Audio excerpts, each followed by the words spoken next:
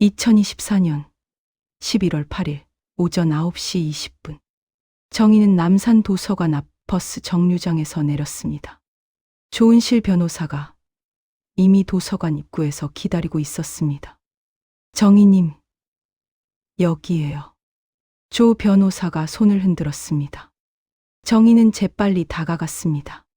두 사람은 도서관 안으로 들어갔습니다. 변호사님, 정말 괜찮을까요? 함정은 아닐까요? 정희가 불안한 목소리로 물었습니다. 제가 옆에 있으니 걱정 마세요. 그리고 저 뒤쪽에 제 동료가 있어요. 만약을 대비해서요. 조 변호사가 뒤쪽을 가리켰습니다. 30대 남성이 신문을 읽는 척하며 앉아 있었습니다. 정희는 조금 안심이 되었습니다. 혼자가 아니었습니다. 두 사람은 엘리베이터를 타고 3층으로 올라갔습니다. 3층 열람실. 조용한 공간이었습니다. 책상마다 몇몇 사람들이 앉아 책을 읽고 있었습니다. 어디서 만나기로 했어요? 조 변호사가 작은 목소리로 물었습니다. 창가 쪽 구석 자리래요. 정희가 대답했습니다. 두 사람은 창가로 걸어갔습니다. 구석 자리에 한 남자가 앉아 있었습니다. 50대 중반으로 보이는 남자. 평범한 정장 차림이었습니다. 얼굴에는 마스크를 쓰고 모자를 눌러 쓰고 있었습니다. 남자가 정희를 보고 고개를 끄덕였습니다. 정희와 조 변호사는 그 옆자리에 앉았습니다. 박정희님이시죠? 남자가 낮은 목소리로 물었습니다. 네. 그리고 이분은 제 변호사예요. 정희가 조 변호사를 소개했습니다. 남자는 조 변호사를 잠시 쳐다보더니 고개를 끄덕였습니다. 변호사까지 데려오셨네요. 신중하시군요. 당연하죠. 당신이 누군지도 모르는데요. 조 변호사가 단호하게 말했습니다. 남자는 가방에서 작은 USB 하나를 꺼냈습니다. 검은색 USB였습니다. 여기 있어요. 김태준 님이 사채업자를 만났을 때 녹음한 거예요. 남자가 USB를 테이블 위에 놓았습니다. 정희는 USB를 집어들었습니다. 이렇게 작은 것 안에 남편의 목소리가 담겨 있다는 게 믿기지 않았습니다. 대체 당신은 누구세요? 왜 우릴 도와주시는 거예요? 조 변호사가 물었습니다. 남자는 잠시 침묵하더니 입을 열었습니다. 저는 사채업자 사무실에서 일했던 사람입니다. 회계 담당이었어요. 사채업자 사무실에서요? 정희가 놀라며 물었습니다. 네. 김만수라는 사채업자. 그 사람 밑에서 일했어요. 김태준 님이 2024년 7월에 찾아오셨을 때 저도 그 자리에 있었어요. 남자의 목소리는 조용했지만 진지했습니다. 김태준 님은 어머니 빚 때문에 오셨어요. 5천만 원. 그런데 김만수는 이자까지 합쳐 8천만 원을 요구했어요. 그리고 남자가 잠시 멈췄습니다. 그리고 협박했어요. 돈 안 갚으면 아내한테 사람 보내겠다고. 매일 밤 집 앞에서 기다리겠다고. 김태준님은 겁에 질려 있었어요. 병으로 힘든 데다 그런 협박까지 받으니까요. 정희는 눈물이 핑 돌았습니다. 남편이 그런 협박을 받았다니. 그래서 김태준님은 유언장을 쓰겠다고 했어요. 재산을 어머니한테 넘기면 빚을 갚을 수 있다고. 김만수는 그렇게 하라고 했죠. 그럼 당신은 그걸 녹음했다는 거예요? 조 변호사가 물었습니다. 네. 저는 김만수가 불법적인 일을 많이 하는 걸 알았어요. 그래서 몰래 녹음을 해뒀어요. 증거로요. 언젠가 경찰에 신고하려고요. 그런데 왜 지금까지 신고 안 하셨어요? 무서웠어요. 김만수는 무서운 사람이에요. 저한테도 해코지할 수 있으니까요. 남자의 목소리가 떨렸습니다. 그런데 최근에 김태준 님이 돌아가셨다는 소식을 들었어요. 그리고 유산 분쟁이 있다는 것도요. 그래서 이 녹음을 드려야겠다고 생각했어요. 김태준 님이 불쌍했어요. 정희는 남자의 손을 잡았습니다. 고맙습니다. 정말 고맙습니다. 천만에요. 김태준 님은 좋은 분이셨어요. 마지막까지 부인 걱정만 하셨어요. 남자가 일어섰습니다. 이제 가봐야겠어요.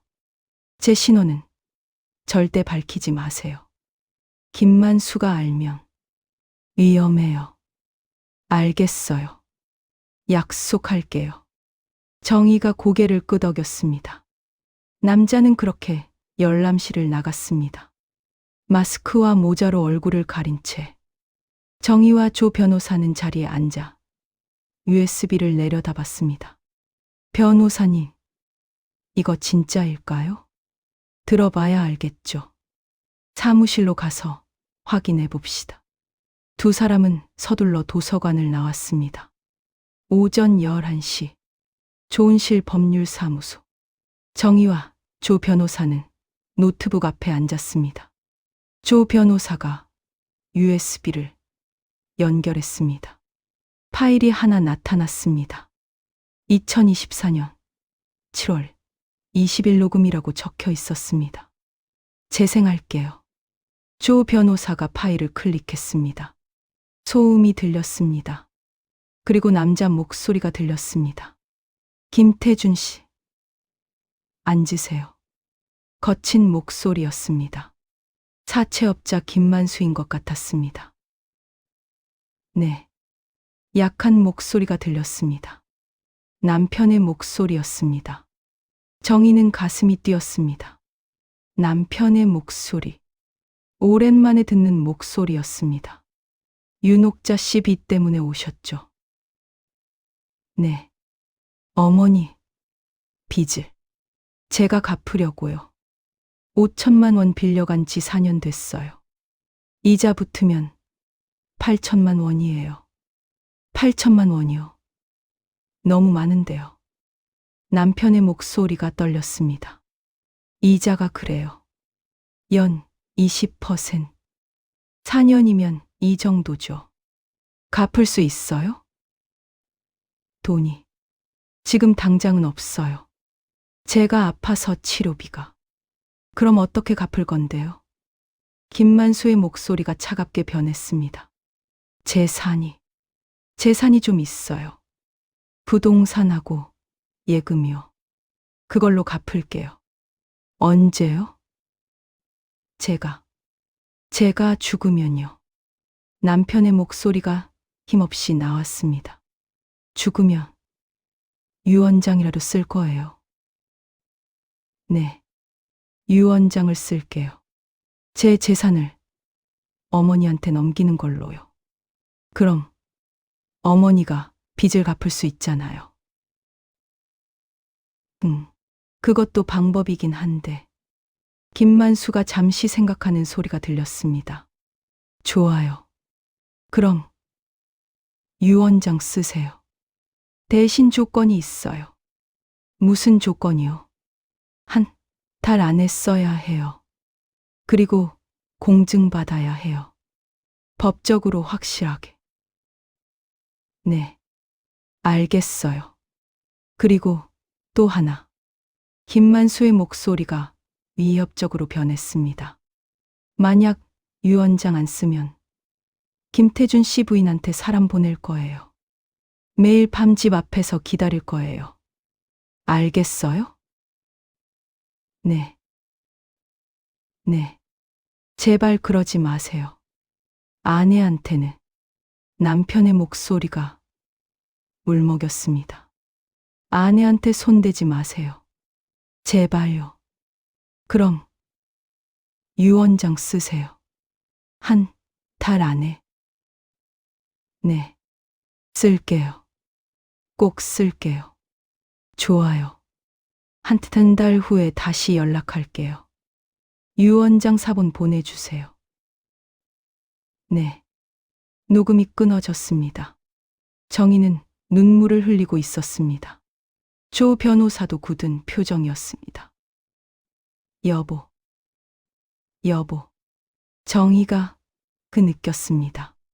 당신이 이런 협박을 받았구나. 나 때문에. 나를 지키려고. 정희는 책상에 엎드려 울었습니다. 남편이 얼마나 고통스러웠을까요? 병으로 힘든 데다 사채업자한테 협박까지 받고. 조 변호사가 정희의 어깨를 다독였습니다. 정희님, 이 녹음은 결정적 증거예요. 남편분이 협박당해서 유언장을 쓴 거라는 명백한 증거입니다. 정말요? 정희가 눈물 범벅인 얼굴을 들었습니다. 네. 이 녹음과 주치의 증언, 그리고 차용증까지 합치면 유언장 무효 소송에서 100% 이겨요. 협박에 의한 유언장은 법적 효력이 없어요. 조 변호사가 단호하게 말했습니다. 정희는 안도의 한숨을 쉬었습니다. 드디어 결정적 증거를 확보했습니다. 그런데 변호사님, 이 녹음을 법정에 제출하면 사채업자도 처벌받나요? 당연하죠. 불법 고리대금에 협박까지 했으니 형사처벌 대상이에요. 경찰에 고발할 수도 있어요. 그럼 시어머니도? 정희가 조심스럽게 물었습니다. 시어머니는 빚을 진 사람이니까 직접적인 처벌은 없을 거예요. 하지만 이 사실이 법정에 공개되면 시댁의 이미지는 완전히 무너지겠죠. 정희는 복잡한 심정이었습니다. 시어머니를 망하게 하고 싶지는 않았습니다. 하지만 진실은 밝혀야 했습니다.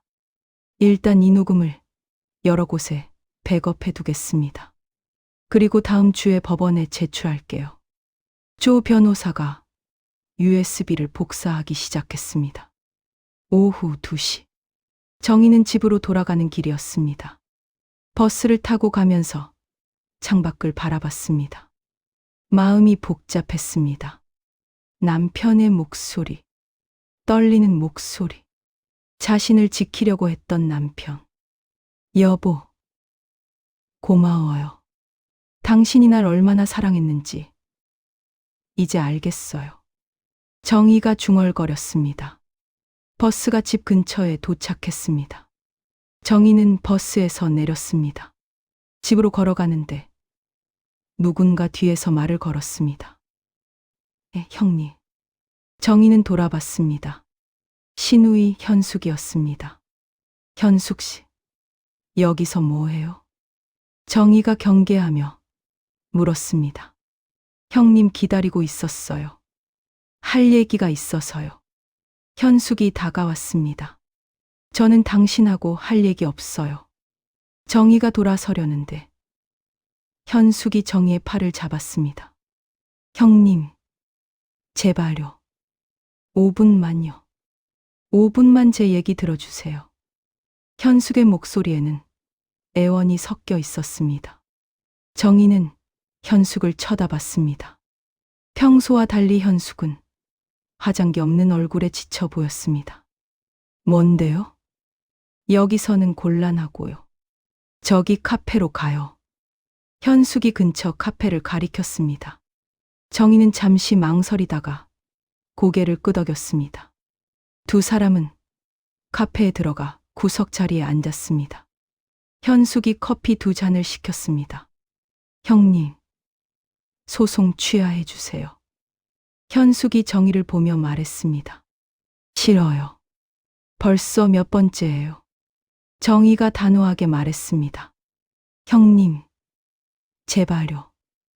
어머니가 너무 힘들어하세요. 현숙의 눈에 눈물이 맺혔습니다. 소송장 받은 이후로 어머니가 밥도 안 드시고 잠도 안 주무세요. 그냥 방에 틀어박혀서 우시기만 해요. 정희는 가슴이 아팠습니다.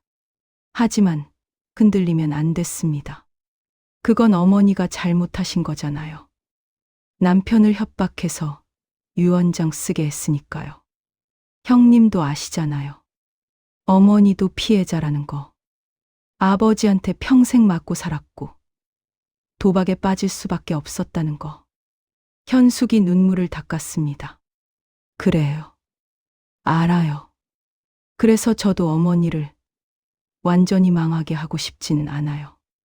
정희가 한숨을 쉬었습니다. 하지만 제 권리는 찾을 거예요. 남편이 저한테 남기려 했던 것. 그건 제가 받아야 해요. 형님, 어머니가 법정에 서면 모든 게 공개돼요. 도박, 빚, 사채, 협, 다 세상에 알려져요. 어머니는 그걸 견딜 수 없어요. 현숙이 정희의 손을 잡았습니다. 제발요, 형님. 협상해요. 소송 말고 협상으로 풀어요. 형님한테 더 드릴게요. 얼마든지 드릴게요. 정희는 현숙의 손을 뿌리쳤습니다. 돈 문제가 아니에요. 진실을 밝히는 거예요. 남편이 왜 그런 유언장을 썼는지, 누가 협박했는지 다 밝혀야 해요. 형님. 현숙이 목소리를 높였습니다. 형님, 그러면 민수랑 지영이도 상처받아요. 법정에서 가족끼리 싸우는 모습 보여야 해요. 그래도 괜찮아요. 정희는 잠시 멈칫했습니다. 자식들, 민수와 지영.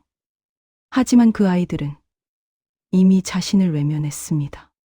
그 애들이 저를 어떻게 대했는지 당신도 알잖아요. 외면했잖아요. 그런 애들 걱정할 필요 없어요. 정희가 차갑게 말했습니다. 현숙은 한참을 정희를 바라보더니 표정이 변했습니다. 눈물이 사라지고 차가운 눈빛이 드러났습니다. 그래요. 형님이 그렇게 나오시면 저도 할 수 없죠. 현숙이 가방에서 봉투를 꺼냈습니다. 이거 보세요. 현숙이 봉투에서 사진을 꺼내 정희 앞에 놓았습니다. 정희는 사진을 보고 얼어붙었습니다. 사진 속에는 남편과 낯선 여자가 함께 있었습니다. 카페에서 마주 앉아 이야기하는 모습이었습니다. 여자는 30대로 보였습니다. 이게 뭐예요? 정희가 떨리는 목소리로 물었습니다. 오빠가 죽기 6개월 전에 찍힌 사진이에요. 이 여자 누군지 아세요? 현숙이 냉소를 지었습니다. 모르는 사람이에요. 그냥 아는 사람일 수도 있잖아요. 정희가 부정했습니다. 아는 사람. 두 사람이 손잡고 있는데요. 현숙이 다른 사진을 꺼냈습니다. 두 번째 사진에는 남편과 그 여자가 손을 잡고 있었습니다. 정희는 숨이 막혔습니다. 이게 뭐예요? 이게 무슨 뜻이에요? 형님, 법정 가면 이 사진도 제출할 거예요. 오빠가 외도했다고요.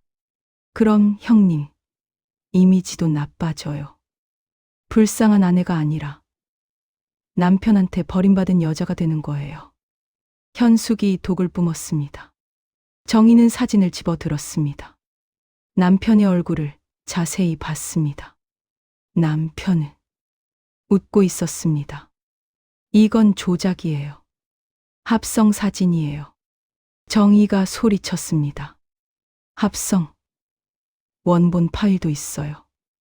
감정해 보시든지요. 현숙이 비웃었습니다. 형님, 마지막으로 말해요. 소송 취하하세요. 안 그러면 이 사진 법정에 제출해요. 오빠가 바람피운 남자라고 공개할 거예요. 그래도 괜찮아요? 정희는 사진을 움켜쥐었습니다. 손이 떨렸습니다. 남편이 외도를. 그럴 리가 없었습니다. 남편은 자신을 사랑했습니다. 끝까지 자신을 지키려 했습니다. 하지만 사진은 진짜처럼 보였습니다. 이 여자가 누구예요? 정희가 물었습니다. 모르겠어요. 제가 흥신소통해서 알아낸 건데 신원은 아직 파악 못했어요. 하지만 중요한 건 오빠가 이 여자를 만났다는 거죠. 현숙이 일어섰습니다. 생각해 보세요. 형님. 정말로 법정까지 가고 싶으세요? 오빠 명예도 지키고, 형님 이미지도 지키고, 조용히 해결하는 게 좋지 않을까요? 현숙은 그렇게 카페를 나갔습니다. 정희는 사진을 든 채 멍하니 앉아 있었습니다. 커피는 식어버렸습니다. 남편과 낯선 여자, 손을 잡고 있는 모습. 아니야.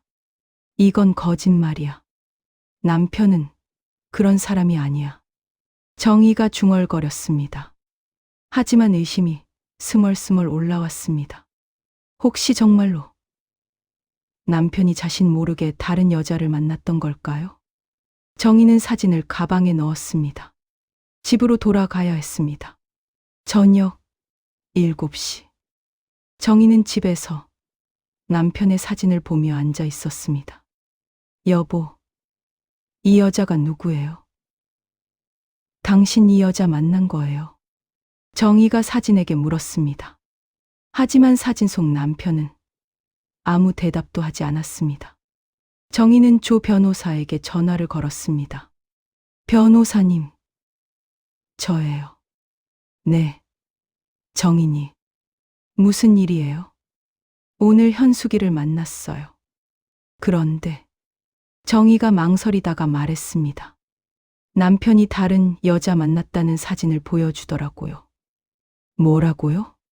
조 변호사의 목소리가 놀란 것 같았습니다. 거짓말일 거예요. 합성이거나. 하지만 사진이 너무 진짜 같아서 정희의 목소리가 떨렸습니다. 정희님, 그 사진 저한테 보내주세요. 제가 전문가한테 감정 의뢰할게요. 합성인지 진짜인지 확인할 수 있어요. 정말요? 네. 그리고 설령 진짜라 해도 그게 외도라는 증거는 없어요. 그냥 아는 사람 만난 걸 수도 있어요. 조 변호사의 말이 정희를 조금 안심시켰습니다. 사진 지금 보내드릴게요. 정희는 사진을 찍어 조 변호사에게 전송했습니다. 받았어요. 내일 전문가한테 보내볼게요. 너무 걱정 마세요. 정희니. 네. 감사합니다.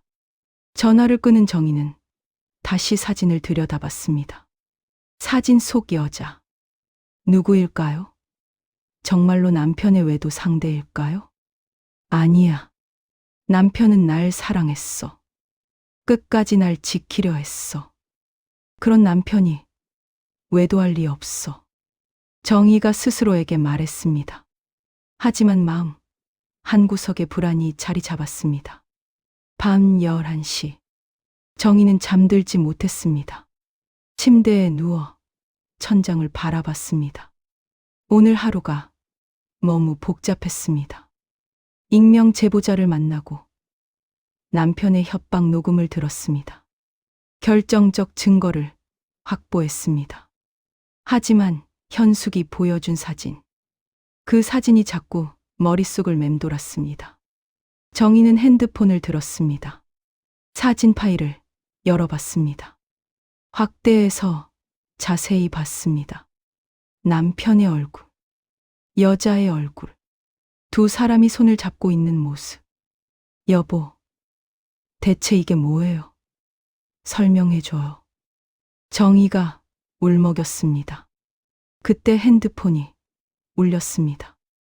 모르는 번호였습니다. 하지만 정희는 받았습니다. 여보세요? 박정희님이시죠? 여자 목소리였습니다. 젊은 목소리였습니다. 네. 누구세요?